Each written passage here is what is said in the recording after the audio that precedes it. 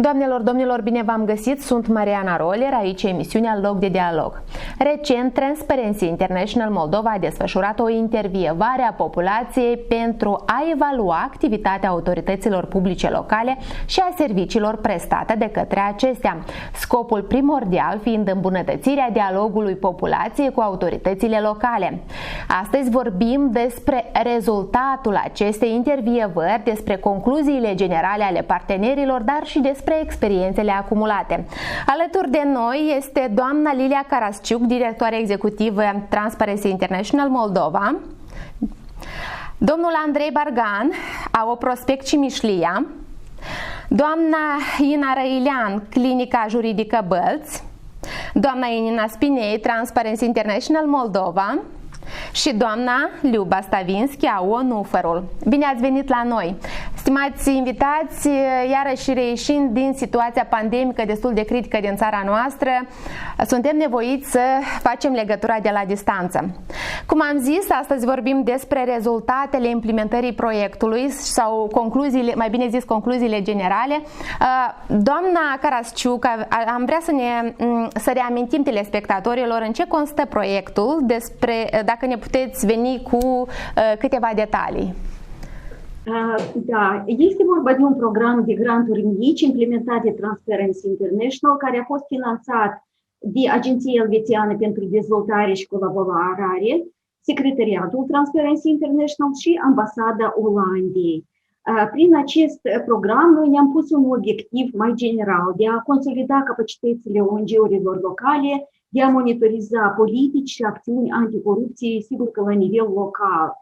Și ceea ce am vrut să facem este, în primul rând, să facem o activitate de training, au participat 25 de ONG-uri de localități, după aceea am training la monitorizarea politicilor anticorupție. După aceea am lansat un concurs pentru granturi mici și au fost selectate 5 ONG-uri locale care au beneficiat de aceste granturi. Din partea Transparency International, ceea ce am făcut noi este mentoring-ul și asistența acestor ONG-uri în plan de consultații, să vină cu careva recomandări, cum să facă rapoarte de monitorizare și așa mai departe. Totodată Transparency International a făcut tot ce era posibil să organizăm cât mai multe întâlniri a locuitorilor din aceste regiuni, cu experți în domeniul anticorupției, cu reprezentanții ai instituțiilor de profil. Astfel am avut întâlniri cu reprezentanții Curții de Conturi, Agenției Naționale pentru Integritate, Agenția E-Guvernare și sigur că membrii stafului Transparency International. Și am discutat la mai multe subiecte, acum nu le pot aminti toate, dar am discutat la subiecte care în multe cazuri erau destul de noi, nu numai pentru societatea civilă, dar și pentru administrația publică locală. Și aici este vorba și despre încălcările tipice ale în administrarea banilor publici la nivel local și despre conflicte de interese, cadrul legal, regulatoriu, despre accesul la informații prin paginile web ale autorităților publice, despre acel contrast dintre accesul la informații de caracter public și protecția datelor cu caracter personal, sistem de audit și sistem de control intern, o temă foarte nouă pentru majoritatea absolută a auditoriului, servicii publice online, inițiative legale care ar putea afecta interesul publicului și așa mai departe. Sigur că noi ne-am făcut treaba, dar ceea ce am dorit acum aceste ONG-uri să se împărtășească ei cu experiența lor. De asta și vreau mai departe să întreb, stimați invitați, pe fiecare, desigur, din dumneavoastră, care sunt experiențele acumulate în cadrul implementării acestui proiect? Doamna Spinei. De fapt, doamna Mariana, eu aș prefera să o iei înainte colegii mei. Eu doar la sfârșit am să spun despre Concordia. Ok. Cu mare drag. Cu mare drag. Domnul Bargan, spargeți gheața. Zic, vă spun bun găsit încă o dată la emisiunea dumneavoastră și celor prezenți în studio și celor de pe Zoom. Eu reprezint organizația Asociația Obștească Prospect din orașul Cimișlia și vreau să spun că, datorită proiectului Transparency International, noi am făcut, deci, pentru prima dată, monitorizarea planului local anticorupție. Deci, în primul rând, acest plan în orașul Cimișlia a fost din 2016 aprobat de Consiliul Local, însă el niciodată nu a fost monitorizat, niciodată nu a fost dezbătut, examinat în cadrul Consiliului sau cu alți specialiști sau de alte organizații. Deci noi am fost primii care am adus aminte peste 4 sau 5 ani, să zicem așa, despre acest plan. Pe de o parte, el era și uitat deja, fiindcă era încă de legislatura cealaltă a consilierilor. A fost nevoie ca să ne adresăm și verbal și în scris. Până la urmă a fost plasat pe website-ul primăriei și cetățenii au avut posibilitatea să-și împrospăteze cunoștințele, să vadă ce e scris în acest plan și cum se îndeplinește. Evident că planul a fost unul foarte complex. Noi chiar ne-am gândit că nu o să reușim să-l examinăm, fiindcă 4 compartimente foarte detaliate și foarte multe acțiuni. Până la urmă, analiza noastră, am comparat-o cu analiza care au făcut-o la rugămintea noastră cei de la primărie. I-am rugat să ne dea o informație cum se îndeplinește planul.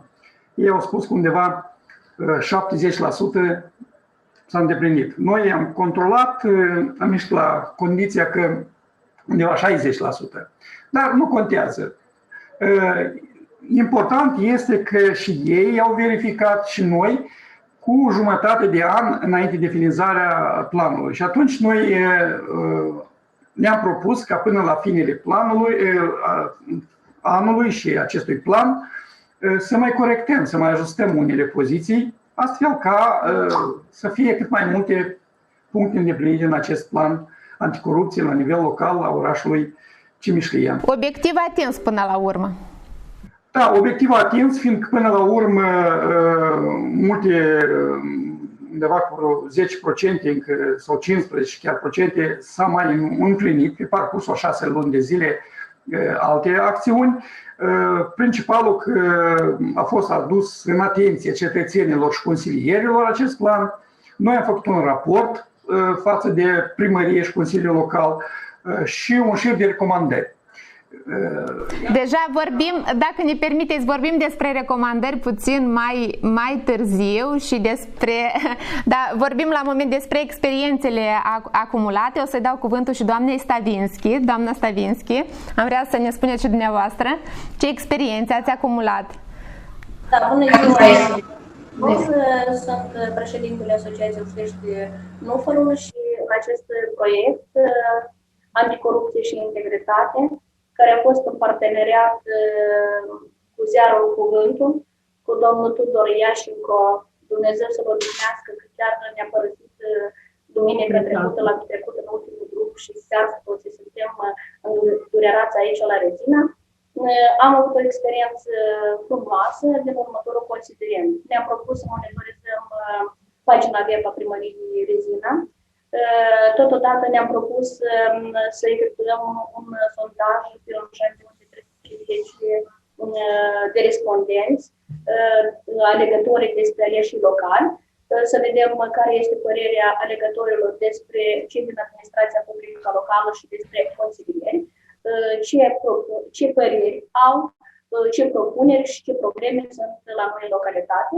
Și, desigur, ne-am propus ca să desfășurăm dezbatere publice, ca să încercăm să motivăm societatea civilă să participe la bugetarea participativă și la toate problemele care se rezolvă în comunitate, dar nu înainte de a-i învăța la 2 cafenele publice. Au fost 50 de reprezentanți, a câte 25 la fiecare, din societatea civilă, administrația publică locală, consilieri, unegiști, împreună am scos în evidență niște probleme și niște recomandări care s-au regăsit pe urmă în recomandările înaintate către primărie.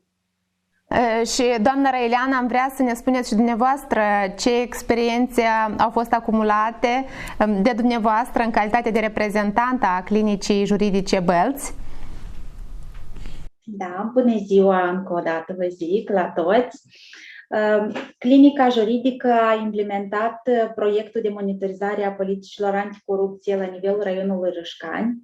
Evident că a fost pentru noi implementarea acestui proiect, a fost pentru noi o nouă experiență, ne-a oferit frumosul prilej pentru întreaga echipă să aplicăm noi tehnici de monitorizare, să învățăm să fim constructivi în raport cu apeleurile monitorizate și am contribuit în mod eficient la revenirea pe agenda administrațiilor publice locale a subiectului anticorupție.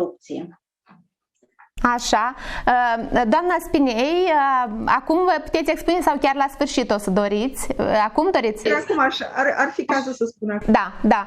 Și doamna Spinei, am vrea și dumneavoastră să vă expuneți, să ne vorbiți despre experiențele acumulate.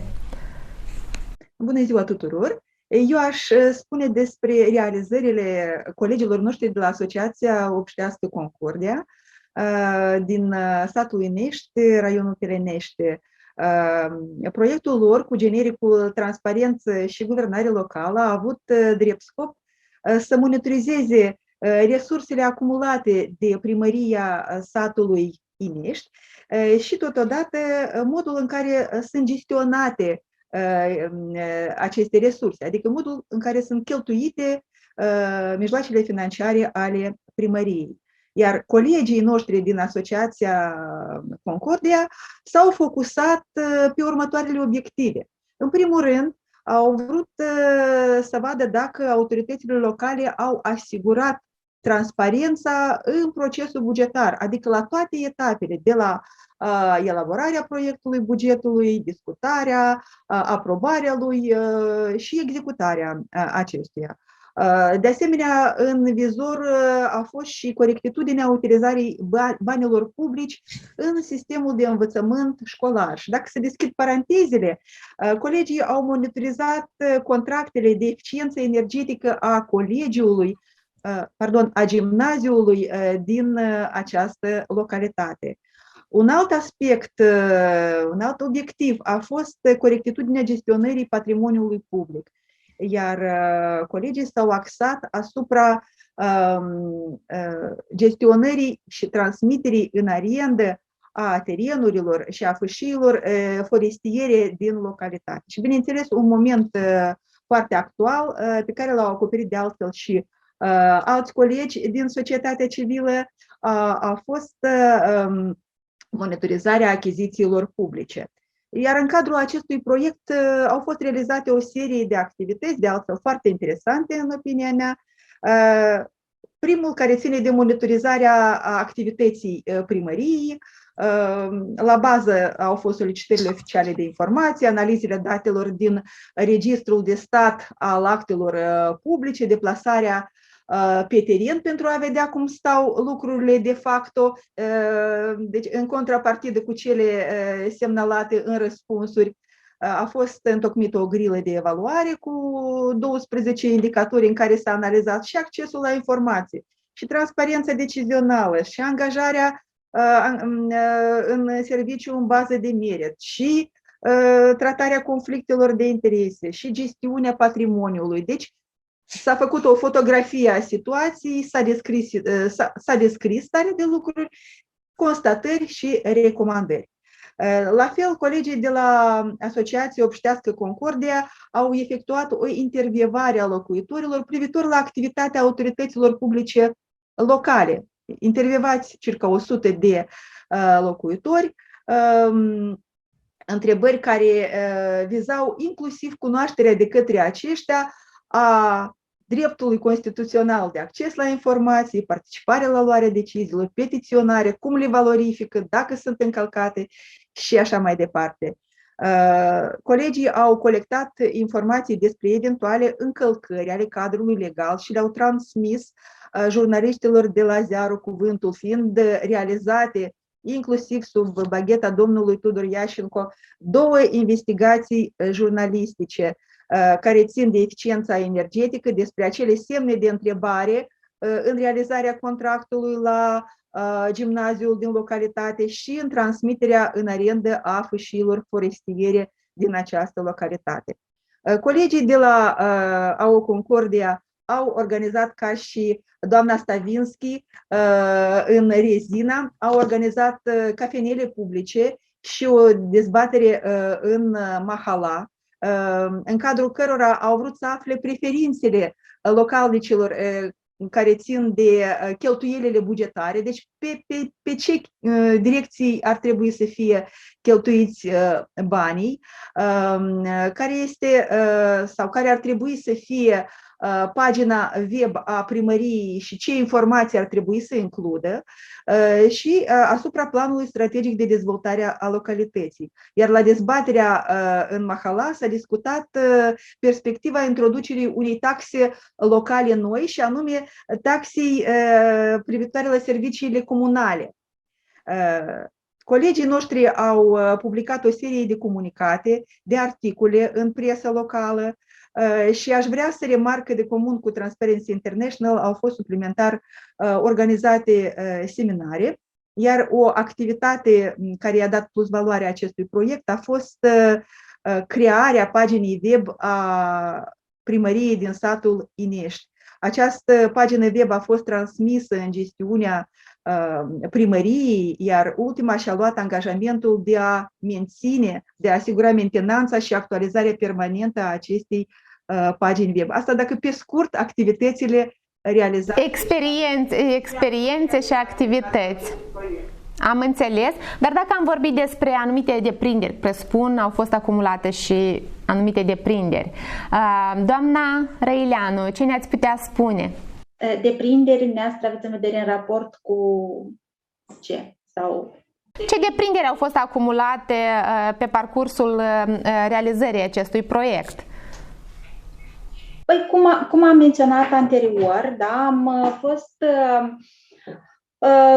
foarte, să spunem, am realizat un lucru eficient și bucură faptul că activitățile și evenimentele pe care noi le-am planificat în pofida pandemiei, le-am realizat, da, am încercat să fim constructivi și să atingem toate obiectivele propuse pentru a obține un rezultat bun.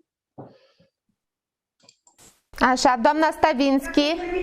Dacă îmi permiteți mie, noi am comunicat mult cu doamna Tabarcea și cu doamna Ina Răilean în cadrul realizării acestui proiect. Au fost niște aspecte și foarte interesante de activitate, întrucât la baza monitorizării a fost acel plan local anticorupție elaborat în Șoldenești și eu sper că echipa de monitori a văzut că un plan standard poate diferi de realitățile care sunt în localitate. Monitorii au avut posibilitatea de a organiza un sondaj atât pentru populația din câteva localități rurale, cât și pentru funcționarii din Consiliul Raional și au putut compara opiniile unora și altora, a vedea viziunile acestora și veni cu propuneri pentru Consiliul Local în ceea ce privește îmbunătățirea politicilor anticorupție la nivel de raion. Domnul Bargan, ce ne-ați putea spune la capitolul deprinderi? Păi toată viața ne deprindem ceva nou, evident. Pentru mine a fost destul de interesant faptul acesta de comparare, dacă se continuă gândul doamnei Ianina Spinei, adică noi tot am făcut o chestionare a aleșilor locali, funcționarilor publici, 50 de persoane și 100 de persoane din cetățeni de rând a orașului Cimeșlia. întrebările au fost aceleași. Deci cum percepi corupția, cine trebuie să depună declarații de venit și de avere și interes personal, ce cunosc ei despre transparența deciziilor orașului Cimișlia, unde crede ei că sunt încălcări, dacă cunosc de audituri, controale care se desfășoară și așa mai departe. Comparând, am observat că aleșii locali au o impresie mai bună despre transparența lor. Evident că ei își cunosc poate mai mult, ei au adoptat aceste decizii, pe când populația cu 20-30% e mai rezervată. Deci, mă rog, cei de la administrația publică spun că ceva nu e corect. Zic, cum nu e corect? Așa percepe populația. De asta trebuie deja să faceți concluzii. Important, deprinderi pentru mine au fost din momentul că am reușit să combin deci, emisiuni televizate, reportaje de televiziune și alte forme pentru a promova și pentru a discuta aceste probleme cu publicul larg. Fiindcă restricțiile COVID nu ne-a permis să adunăm activul, nu ne-a permis să facem ceva, niște conferințe sau ceva de genul ăsta unde să fie multă populație, dar iată, prin intermediul televiziunii, noi am reușit să oferim tribuna și tinerilor și administrației publice locale și altor actori ai îndeplinirii sau cel puțin al acestui plan anticorupție la nivel local. Eu vreau să menționez din start, nu știu de ce, dar cred că sunt de acord și doamna Lilia Carașiuc și doamna Elena Spinei că acest proiect este unical prin faptul că a cuprins deodată, nu știu, așa a fost ideea sau așa s-a privit, dar a cuprins deodată o localitate sătească, cea de la Inești-Telenești. Apoi a cuprins Cimișlia, localitatea orașului. Apoi ne-a spus doamna Slavenski, Consiliul Raional. Și doamna Răileanu chiar două raioane acolo, două deci, localități. Deci toată această palitră. Și m-a dus la gândul că ideea este că corupția nu este doar în Parlament sau Guvern. Ea se începe, adică cu ea trebuie să ne luptăm de la început. Începând cu școala, satul, orașul, raionul, regiunea și apoi să ajungem evident și la Guvern și Parlament sau altele. Eu, din deprinderi, sigur că sunt foarte multe lucruri. Am avut, într-un fel, posibilitatea în cadrul acestui proiect să intru mai în detalii cu planul anticorupție la nivel orășănesc.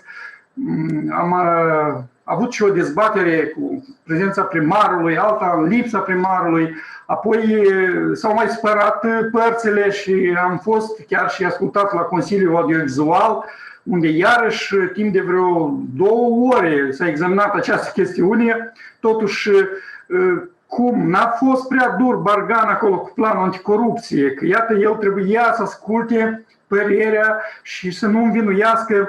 Până la urmă, da, am fost într-un fel sancționat cu o avertizare, adică trebuia ca domnul primar să dea răspuns la mai multe, să spunem așa, observații care s-au făcut pe parcurs. Domn Bargan, o să vă rog, iată, despre acest moment să ne spuneți, să ne-l repetați la următorul aspect, când o să vorbim despre problemele cu care v-ați ciocnit, dacă nu vă spărați, să-l mai repetați. Nu mă supăr că ele sunt la noi în vizor. Da, mulțumim. Doamna Mariana, dacă îmi permiteți, eu aș vrea să punctez, deci, suplimentar la ceea ce a spus domnul Bargan. El a avut o serie de activități interesante. Una dintre ele, remarcând despre prevenirea corupției în rândul tineretului, a fost un exercițiu de dezbatere publică, gândire logică, pro și contra argumentare de către tineret a unor aspecte ce țin de prevenirea corupției în Republica Moldova. Deci a fost o inițiativă foarte frumoasă lansată de domnul Bargan, care cu siguranță merită a fi continuată și mai departe. Așa. Aș ruga și pe doamna Stavinski să se expună la capitolul deprinderi. Cu ce deprinderi v-ați ales dumneavoastră în urma implementării proiectului? Dar în urma proiectului, da, deprinderile sunt unele mai specifice, din ce considerăm că am fost pentru prima dată impuși ca să lucrăm în perioada pandemiei. Asta ne-a creat cumva să ne mobilizăm mai bine, să păstrăm acea distanță și acele restricții ca să protejăm, fiindcă toate activitățile desfășurate de către noi au fost offline. Din acest considerent, deci am avut o responsabilitate dublă. A doua deprindere pe care o consider foarte esențială a fost munca pe care l-am ajutat sau am lucrat în echipă cu Tudor Iașinco la investigația jurnalistică, care după această investigație, deci materialele au fost pregătite de către Asociația Obștească Nu fă rușinătate la CNA, pentru ca ei să expună vis-a-vis de cele investigate și mă bucur că rezultatele au fost unele pe potrivă, fiindcă am primit răspuns de la CNA, chiar am avut și o întâlnire aici în teritoriu și acum așteptăm rezultatele acestea. Deci acestea au fost niște deprinderi noi acumulate în baza acestui proiect. Presupun că au fost și anumite probleme cu care v-ați ciocnit, stimați invitate și invitați. Doamna Carasciuc, ați putea să vă expuneți la acest capitol? Sigur că au fost provocări, au fost deficiențe impuse de pandemia COVID. Am avut o situație de force majeure extraordinară și imaginați-vă, având 5 proiecte în teritoriu, să nu poți să te deplasezi în acest teritoriu. Ceea ce mi-a plăcut că populația, inclusiv în cele mai micuțe sate, s-a mobilizat. I-am trimis instrucțiuni cum să folosească acea platformă Zoom, s-au conectat și acum credeți-mă că dacă la început era o reticență și multe semne de întrebare cum va merge, cum merge, eu aș spune cu brio. Și mai mult ca atât, deja avem posibilitate, dacă până la COVID noi făceam de obicei careva seminare într-o localitate unde adunam 20, 30, poate puțin mai mult, depinde de localitate, intelectuali care sunt interesați de acest domeniu, acum facem evenimente la care participă 100 și mai multe persoane. Alte deficiențe pentru noi, ca aici, fiind în centru, au fost un acces mai limitat la informații de caracter public, pentru că au fost extinse termenele oficial prin hotărârea guvernului corespunzătoare. Dar, în general, eu consider că am avut tot de câștigat. Adică toate deficiențele este posibil de trecut atunci când este o dorință de a lucra. Domn Bargan, am vrea să vă expuneți cu ce probleme v-ați ciocnit în cadrul implementării proiectului și ați reușit sau nu să le faceți față până la urmă. Și asupra la ce a mai rămas să mai lucrați. Dacă nu erau probleme, nu era proiectul. Probleme vor fi ele de aceea se numesc probleme ca să le găsim soluții. Și am găsit aceste soluții. Cum spunea și doamna Carasciuc, a fost această restricție de COVID care ne-a pus într-un fel să schimbăm metodele. Noi am avut o plănuită cu tineretul și spunea doamna Spinei un fel în alt mod, adică în școală, cu 2 clase, cu 60 de persoane, 2 echipe pro și contra. Unii afirmă că există corupție în școală, alții spun că nu există corupție. Și iată, având cu aceste argumente, să discutăm. Dar nu s-a reușit, fiindcă aici la sud și în special în Cimișlie a fost foarte, și acum încă este o situație alarmantă COVID. Și atunci am mers pe altă cale. Am invitat-o pe doamna Carasciuc să fie expert de la distanță prin Zoom. Am invitat 2 participanți de la tineri deci o fată și un băiat ca reprezentanți pro și contra, și eu ca prezentator, și am discutat pe mai multe etape. Și iată, am depășit această problemă. Până la urmă, toți elevii din școală, din liceu au privit această dezbatere. Au fost și unele comentarii și deci a fost și o experiență a tinerilor și a noastră. O altă problemă a fost că administrația publică locală a reacționat cam bolnăvicios la intenția noastră de a verifica planul anticorupție. Și dacă noi în prima emisiune i-am invitat, în luna iulie a fost primarul, la a doua emisiune el nu era și nu l-am invitat, dar a trimis o scrisoare prin care a lămurit ce s-a făcut în acest plan și ce nu. Totuși, după ce a privit emisiunea, a spus că el nu e de acord, că el dacă era, avea să dea niște replici. Până la urmă s-a discutat această problemă și la Consiliul Audiovizual. Nouă ni s-a spus că ne obligă să dăm dreptul la replică primarului. Noi am fost de acord și undeva deja în februarie anul ăsta, într-o emisiune tot legată cu anticorupția, primarul a venit și a dat o replică, cum a socotit dumnealui de cuvință. Nu ne spărăm de aceste elemente sau aceste probleme, ba chiar ne încurajează și ne gândim că suntem luați în seamă și societatea civilă și administrația locală își face griji de aceste planuri anticorupție. Mă rog, acum acest plan s-a epuizat, s-au făcut recomandări, dar dumnealor acum solicită ajutorul nostru, după ce ne-am lăsat săgeți reciproc, ne-am mai criticat, acum solicită ajutorul să facem un plan nou. Și eu cred că vom încerca. Poate vom apela și la Transparency International, ei au experiență, au modele de planuri, au modele de rapoarte de evaluare aceste planuri, recomandări diferite, poate de la CNA sunt modele și vom merge. Nu ne spărăm, nu suntem noi cei care trebuie să ne spărăm, trebuie să fim parteneri cu administrația publică locală. Eu așa înțeleg. Îl rog pe domnul Bargan să se expună asupra problemei despre care a zis doamna Carasciuc. Va fi o continuare la această întrebare, după care doamna Stavinski o să se expună. Domn Bargan, vă rog.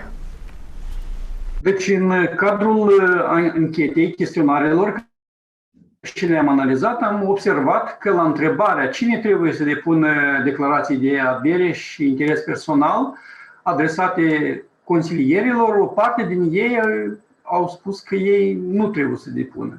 Deci asta m-a pus într-un fel așa în gardă și zic cum, ei nu cunosc. Și atunci am mers mai departe, deci am controlat declarațiile depuse de consilierii orașului Cimișlia pe site-ul ani.md, Agenția Națională de Integritate.md, și într-adevăr s-a adeverit faptul că o treime, deci din cei 23 de consilieri, 8 au depus cu întârziere sau chiar de fel n-au depus. Atunci am mers și am discutat cu ei, ne-am clarificat, unii au făcut-o din necunoaștere, fiindcă nu știau despre acest lucru, alții au spus că ei au depus deja o dată, dar ei au depus în noiembrie, când au fost alegerile, și probabil au socotit că au depus la ANI, dar au depus pentru a candida. Da, pentru a candida. Până la urmă nu am regăsit aceste declarații. Am vorbit cu dumnealor, unii din ei s-au conformat, adică pe parcurs 3 persoane au depus pe parcurs aceste declarații. Ele deja sunt cu întârziere, nu sunt lipsă, adică dacă va ajunge vorba de pedeapsă, atunci vor fi pedepsiți mai puțin. Dar nu pedeapsa a fost principalul în intenția noastră, dar de a-i sesiza și de a-i duce în albia legalității. Am mai controlat paralel și am văzut și la Consiliul Raional Cimișlia aceeași situație, că mulți sunt consilieri și la oraș și la raion.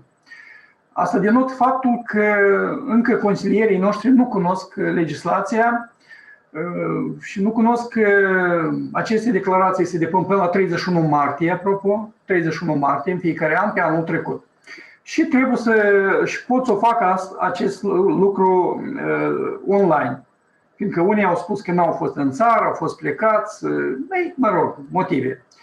Eu cred că după această discuție, această investigație care am desfășurat-o noi, am făcut și un film, unii s-au mai spărat, alții s-au conformat, dar cred că anul acesta vor depune toți, în corpore, 23 de consilieri ai orașului și 33 de consilieri ai raionului vor depune aceste declarații de venit și de avere și interes personal.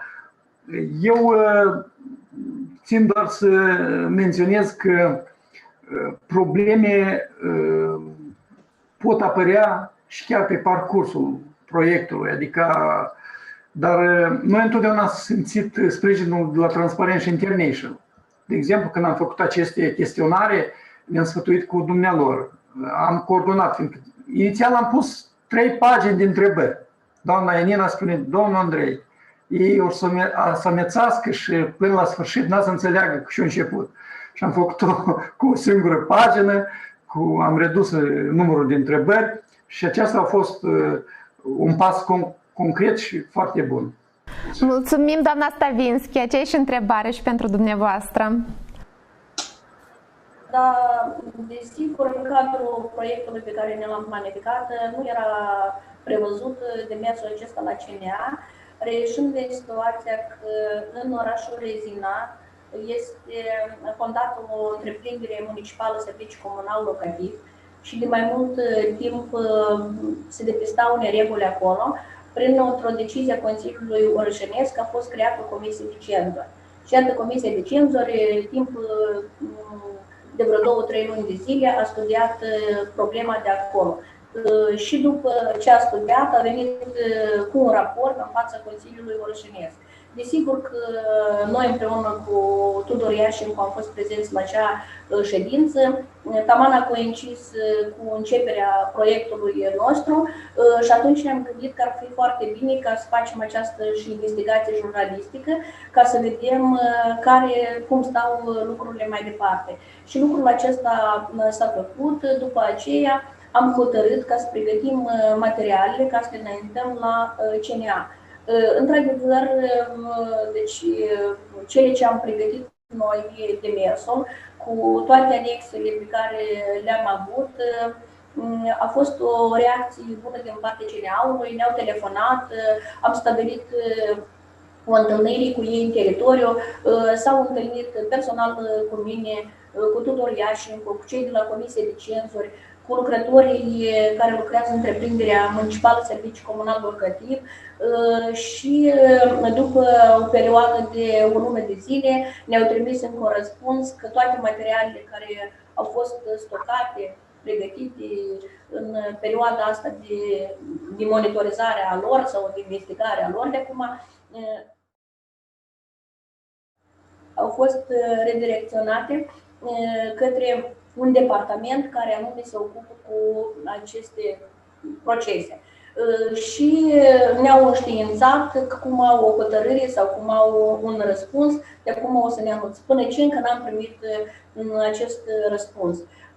Pentru noi este important, din și considerent, fiindcă ne-au luat în serios, unul la mână. A doilea, au fost investigat și intervievați mai mulți lucrători de la întreprindere serviciu comunal locativ. După aceea au primit și Comisia de Cenzori, deci noi răspunsul nostru l-am dat și la ziar și la Comisia de Cenzori să vadă că într-adevăr materialul care a fost adunat în acest timp, deci este redirecționat către un departament aparte. Care vor fi rezultatele, nu putem să ne asumăm noi responsabilitatea și aici depinde de noi ca societate civilă, noi am făcut acest lucru.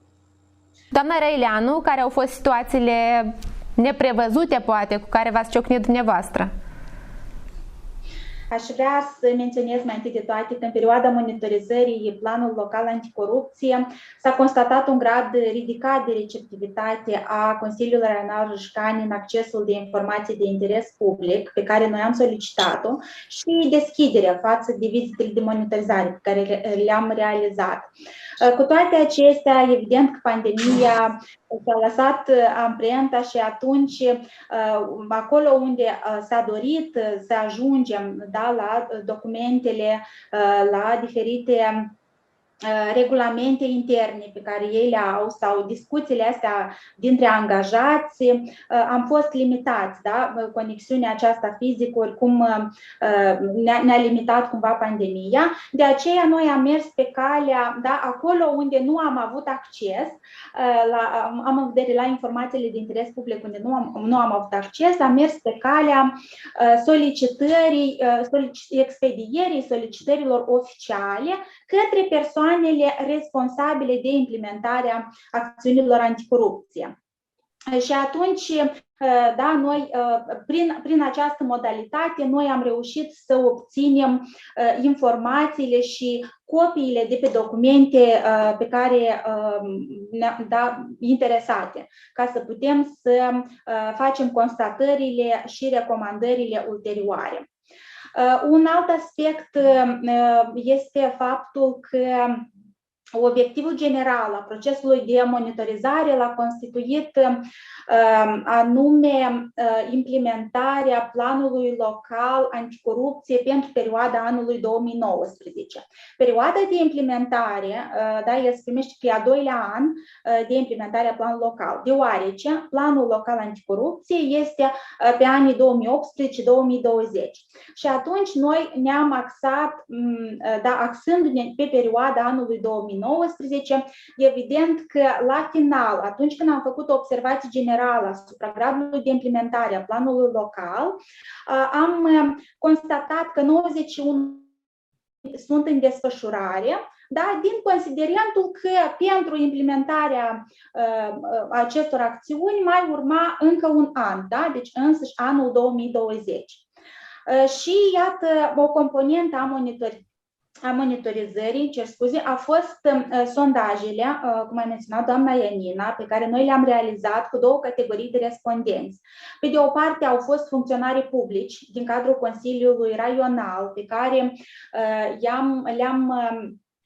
deci scopul acestui sondaj a fost de a identifica familiarizarea cu planul local și cu implementarea politicilor anticorupție și, pe de altă parte, da, sau un alt sondaj a fost realizat cu populația din raionul Râșcani, așa precum am acordat o atenție deosebită analizei percepțiilor și experiențelor locuitorilor privind fenomenul corupției din localitate, dar și a satisfacțiilor privind serviciile pe care ei le-au obținut, da? Sau de care au beneficiat parcursul anului 2020.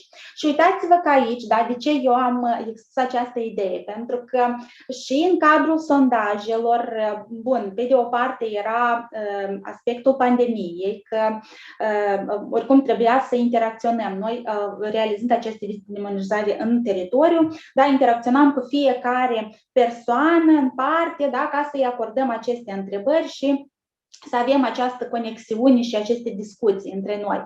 Și, bun, era că, deci cu unii reușeam să le acordăm întrebările și atunci bifam noi variantele de răspuns, la alții, în schimb, da, din cauza, să spunem, distanței acestea sociale, mai mult așa și a fricii lor, cumva, să nu ne infectăm reciproc, da, luau chestionarele și singuri le completau, dar trebuia. Dificultatea a fost în aceea că, da, ziceam că cineva din cetățeni avea nevoie de explicații suplimentare pe marginea întrebărilor, da? Pe care erau expuse în chestionar. Și atunci noi interveneam cu să spunem, cu discuțiile necesare și completam împreună sau bifam împreună varianta corectă, da? Ca să fie totuși colectate niște date veridice referitor la acest aspect. Și am mai avut o altă, evident că știți cum oamenii sunt diferiți și am avut și din cei care refuzau categoric, adică să interacționeze și nu doreau să intre nici în contact, nici în discuție, da? Sau era lipsă de interes sau lipsă de timp. Și atunci, da, iarăși este un factor adică în ceea ce privește chestionarea și colectarea datelor pe sondaj. Am înțeles. Doamna Spinei, cu ce probleme s-au ciocnit cei de la Concordia Telenești? Eu aș vrea de fapt să remarc că intervievările pe care le-au realizat colegii noștri din toate localitățile au fost de fapt o mare provocare. Pe timp de COVID să poți realiza interviurile acestea este destul de dificil. Și aici mă refer și la faptul că unele asociații au avut până la 350 de intervievați și mă refer la doamna Stavinski. Noi ne gândeam că, iată, nu se reușește, dar poate lăsăm 300 și nu 350 și aici m-a mișcat foarte mult anume insistența și tenacitatea dumneaei, întrucât ea a intervievat cu ajutorul voluntarilor 350 din cei 350 planificați și-au obținut niște rezultate foarte interesante, care sper să fie utile pentru Consiliul Local din raionul Rezina. Totodată vreau să remarc că, de pildă, în Telenești, în satul Inești, s-au îmbolnăvit și operatorul și persoana care apoi trebuia să generalizeze rezultatele. Și tot a fost o mare încercare și provocare pentru ONG-iști. Dar în ceea ce privește Concordia, aș vrea doar să schițez câteva momente. Rezultatele sondajului, de fapt, rezultatele intervievării celor 100 de persoane au arătat că populația este foarte prost versată la capitolul drepturile de bază constituționale, de acces la informație, de participare la luarea deciziilor, de petiționare și dacă oamenii nu cunosc aceste drepturi, cum ele pot fi în general valorificate, ne mai vorbim de faptul cum pot fi ele apărate și asta spune despre faptul că autoritățile locale, dar și ONG-știi din teritoriu trebuie să întreprindă eforturi pentru a informa populația despre legislația din acest domeniu. La fel, în opinia respondenților din satul Inești, cele mai netransparente autorități sunt primăria, poliția, Consiliul Local. Nu degeaba Transparency International a inițiat crearea paginii web a primăriei din această localitate. Sperăm că situația aici se va schimba. Totodată, în satul Inești, o parte infimă din respondenți consideră că populația participă la luarea deciziilor, dar 3% din cei intervievați și spun că principala cauza acestui fapt este că autoritățile locale și în special primăria nu organizează audieri publice, dezbateri publice, discuții, adică la acest capitol este încă foarte mult de făcut. Și de faptul cât de bine informează primăria sau Consiliul Local despre activitatea sa, cum respectă cerințele transparenței decizionale, depinde și implicarea societății în procesul de luare a deciziilor și, evident, depinde într-un final și încrederea pe care au să o aibă cetățenii în autoritățile publice locale. Și doar o mică intervenție pe care am vrut să o am, care se referă la Asociația Obștească Nufărul, este acea inițiativă pe care au dezvoltat-o colegii noștri, deci ei nu au vrut să se oprească doar la scrierea investigației jurnalistice despre neregulile constatate în actul de control a Comisiei de Cenzuri, ci au înaintat rezultatele acestei investigații la Centrul Național de Anticorupție. Mi-aduc aminte că colegii spuneau, dar nu o să aibă sorți de izbândă, fiindcă am adresat la Procuratura Generală și Procuratura a tăcut. Nu, haideți să încerca încă o dată să sesizăm, dar deja Centrul Național Anticorupție și să vedem cu ce se termină această investigație pornită de autoritate. Aici le-aș dori colegilor mei perseverență și răbdare ca să afle totuși într-un sfârșit, dar cu ce s-a terminat această investigație. Și poate mai repetăm încă o dată, mai informăm încă o dată că acei vinovați de acele abateri nu au fost trași la răspundere în cazul în care nu se va conferi mai multă atenție acestui fapt.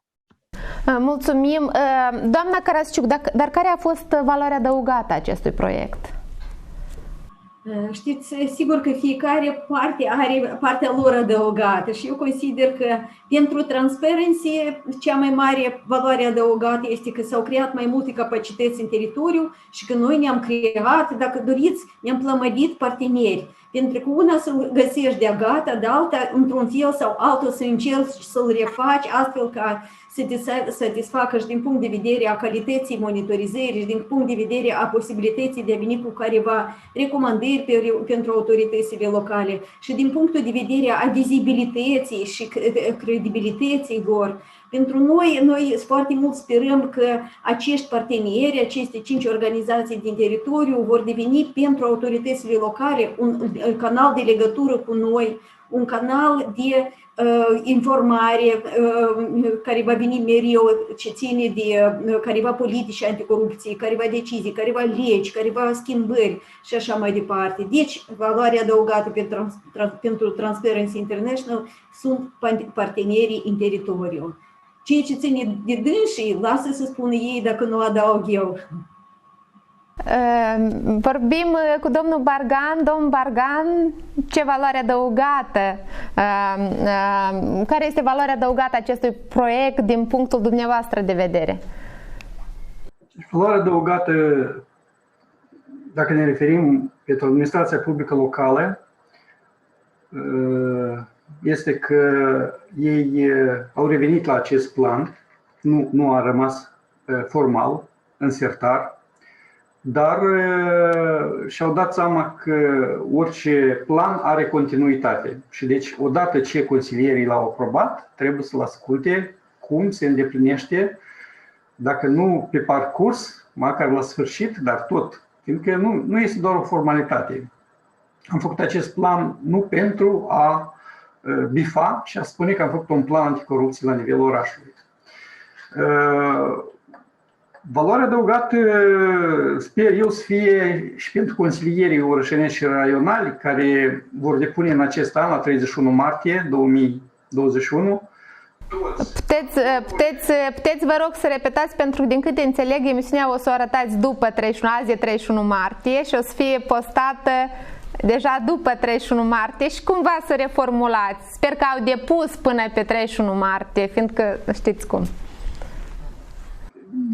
Da, deci eu n-am spus nimic ieșit din comun. Evident, dar las să fie.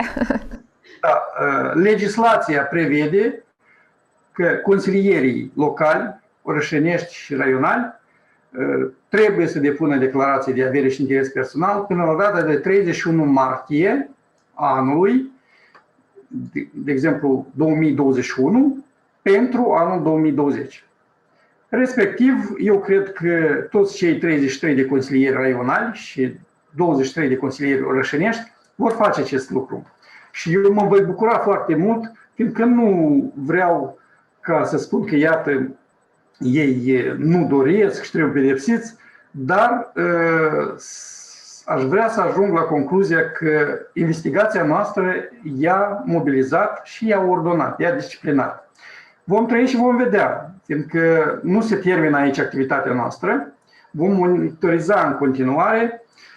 Pentru ONG-ul nostru, Asociația Obștească Prospect, valoarea adăugată este, în primul rând, că am căpătat o experiență de chestionare de analiză a chestionarelor, o experiență de monitorizare în acest domeniu destul de greu și o valoare adăugată este că am făcut un schimb de experiență cu colegii noștri și ne-am dat seama că această problemă poate fi examinată la diferite nivele, și în sat, și în oraș, și în raion, și în republică. O valoare adăugată pentru noi, pentru ONG-ul Prospect, ar fi și faptul că, într-un fel, nu că ne-am apropiat sau ne-am îndepărtat de APL, dar ne-am cunoscut mai bine. Pe de o parte, spuneam că nu întotdeauna îi bucură pe administrația locală, mai ales când vii cu unele critici.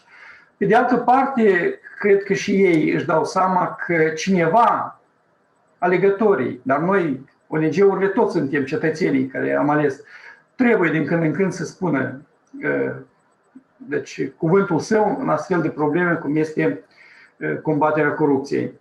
Și vreau doar să menționez că o valoare adăugată pentru mine personal este că am consultat mai mulți specialiști și de la Agenția Națională de Integritate, de la CNA, de la Transparency International.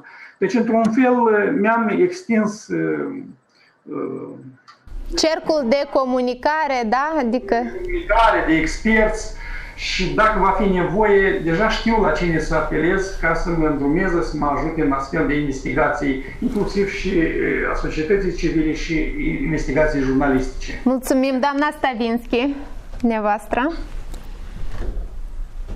Da, dacă e să vorbim despre valoarea adăugată, deci o să punctez câteva direcții. Una din ele, valoarea adăugată a fost că cei care am lucrat pe platforma Zoom a fost o premieră pentru noi și, cum a vorbit și doamna Carașiuc, chiar de cele mai îndepărtate sate s-au conectat.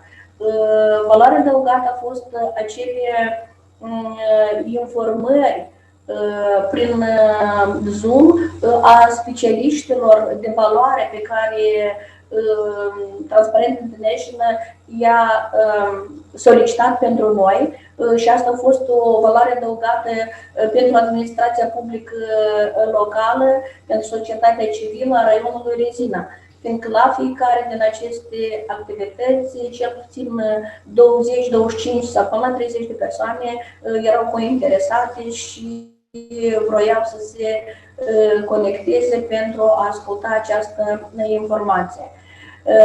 Valoarea adăugată din acest proiect a avut și administrația publică locală, din urmă între Consiliul Orășenesc și administrația publică locală, parcă se juca mingea de la o poartă la alta și nu știau cine și cum trebuie să rezolve problema cetățeanului. Și iată, prin acest proiect, prin aceste cafenele publice, unde am încercat împreună să adunăm societatea civilă, administrația publică locală, consilierii, am încercat să vedem, în primul rând, care sunt problemele, din ce considerent se întâmplă aceste lucruri și să încercăm niște soluții, care soluțiile au venit tot în partea lor. Și iată, în așa fel, într-un fel, am facilitat acest dialog. Clar lucru că este un început, este loc încă de lucru în continuare. Valoare adăugată pentru ONG-ul Nufărul pe care am onoarea să-l conduc a fost unul de excepție, din următorul considerent că, într-adevăr, intervievarea acelor 350 de respondenți pe perioada de pandemie pentru noi a fost chiar o premieră. Mulțumesc foarte mult doamnei Nina, care ne-a ajutat ca să structurăm aceste întrebări ca mai ușor să putem să obținem răspunsurile de la respondenți. Desigur, a fost și acele întâlniri ale noastre acestor 5 organizații pe care implementăm proiecte și iată cum lucrăm acum. Așa am lucrat cam o dată în lună, adică fiecare își spunea care sunt problemele, ce am reușit, ce n-am reușit, ne partajam cu ideile. Aceasta desigur că ne-am mobilizat, am încercat să mai preluăm unul de la altul experiență și aceasta este o plus valoare. Dar, la drept vorbind, fiecare proiect este plus valoare pentru că ți-ai trasat niște obiective și timp ca să le îndeplinești. Dar îndeplinirea lor cere muncă, insistență și toate. Mulțumim și doamna Răileanu, în calitate de partener. Da. Evident că implementarea acestui proiect a constituit o frumoasă experiență pentru mine, în primul rând pentru mine. Eu m-am învățat să fiu constructivă, am învățat lucruri noi, atât în ceea ce privește aplicarea unor tehnici de monitorizare, cât și colectarea și sintetizarea a careva date, și aici mă refer la sondaje. Un mare ajutor am avut din partea doamnei Ianina, ceea ce îi mulțumesc foarte mult. Și uite că cunoștințele pe care eu le-am dobândit cu siguranță că m-au făcut un profesionist mai bun și sunt mai încrezută în ceea ce fac, în activitatea pe care o desfășor. Evident că valoarea adăugată cu siguranță, da, că a contribuit în mod eficient la revenirea pe agenda APL a ceea ce ține a tematicii anticorupție. Pentru Consiliul Raional a fost faptul că în cadrul procesului de monitorizare au fost formulate acele constatări și recomandări care cu siguranță că vor fi aplicate, deja ele sunt aplicate, dar ele vor avea, da, atât o durată de implementare îndelungată, pentru că se va păstra o anumită memorie instituțională. Și atunci faptul că noi am venit și am monitorizat acest plan și le-am ajutat în activitatea lor ca să fie, da, ca să-și mărească gradul de transparență, ca să-și revizuie anumite la capitolul indicatorilor cantitativi în ceea ce privește numărul declarațiilor de avere și interese personale pe care le depun agenții publici pentru a se evita efortul dublu de colectare și de evidența declarațiilor și pentru a nu fi create confuzii în indicatorii raportați de către APL și cei prezenți pe portalul ANI,